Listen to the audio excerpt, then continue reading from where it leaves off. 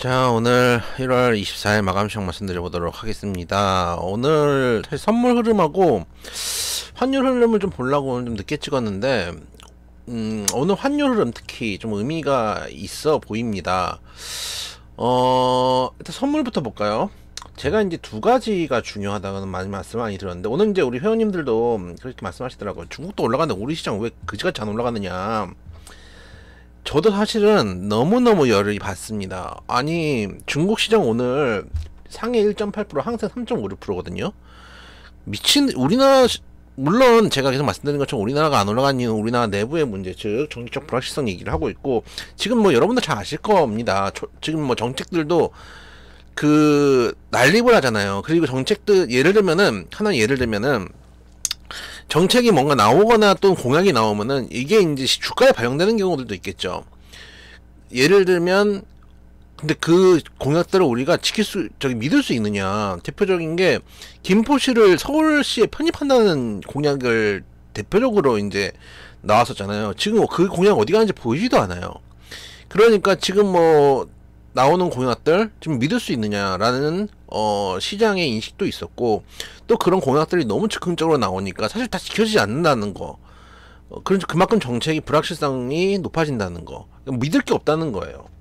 정부에 대한 불신, 정치권에 대한 불신, 이런 것들이 좀 시장에 많다 보니까 주가가 못 가는 부분들도 있을 거예요. 예를 들면은 우리도 이제 해외에 투자한다고 관점을 보면 그렇잖아요.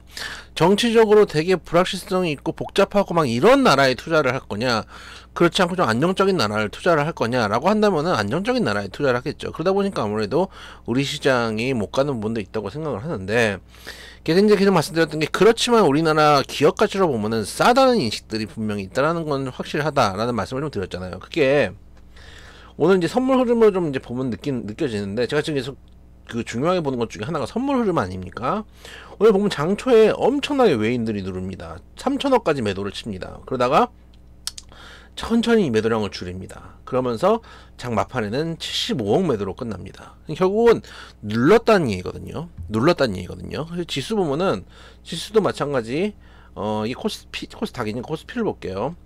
코스피 같은 경우도 보면 장초에 쑥 눌렸다가 막판에 올라오거든요. 그런 것들을 보면은 결국은 오늘은 좀 눌렀다는 느낌이 좀 강하다라고 볼 수 있습니다. 그리고 환율이 우리가 장 끝났을 때 보면은,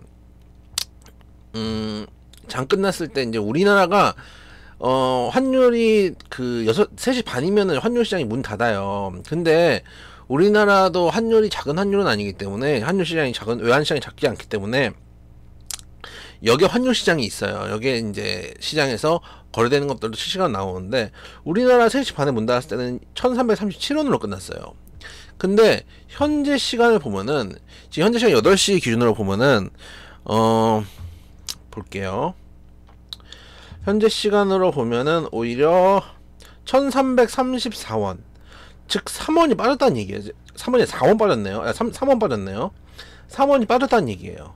그러니까 오히려 여기에서 더 지금 빠지고 있다는 얘기거든요. 그래서 이런 것들을 보면은 이제 우리 시장도, 중요한 거는 V자 반등을 하면 제일 좋지만, 제가 전에 말씀드렸죠. V자 반등을 하면 제일 좋지만, V자 반등이 안 나올 거면은 일단 하방 잡고 횡보 좀 주다가 갈 가능성 충분히 있다라는 말씀을 드렸습니다. 그게 이제 보시면 이때 거의 무너지죠. 1월 17일 날 보면 2%가 넘게 무너집니다. 진짜로 장대 음목이 터져버려요. 터지다가 그 다음에 한번 도지 나오고 4일 동안 브레이크 잡는 정도 횡보가 좀 나오고 있는 상황입니다. 그래서 횡보 나온 다음에 지금부터는 전 들어올릴 수 있는 시기가 되지 않았나라는 생각을 하고 있습니다. 그래서 예를 들어 보면은 훅 내려가다가도 이런 식으로 한 5일 정도 딱 횡보 주고 나서 그 다음에 들어 올리는 경우들이 분명히 있거든요. 그래서 그런 측면들 생각해 본다면은 지금 구간에서는 충분히 메리트가 있는 구간이다. 또 중국 시장도 올라가고 유럽 시장도 올라가고, 유럽 시장 지금 되게 강하거든요. 한번 보여드릴게요. 어차피 하나하나 늦은 시간에 하니까 하나하나 보면서, 유럽 시장 지금 보시면 쭉 대부분 다 상승이죠. 빨갛죠. 유로스톡스가 지금 1.64%까지 올라가고 있는 상황.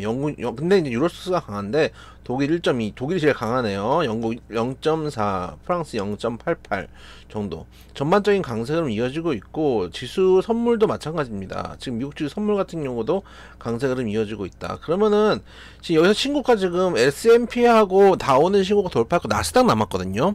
나스닥도 제 생각에는 신고가 돌파할 겁니다. 어쨌든 예를 들어서 우리나라 코스피가 신고가를 돌파했는데 코스닥이 신고가를 못 돌파한다?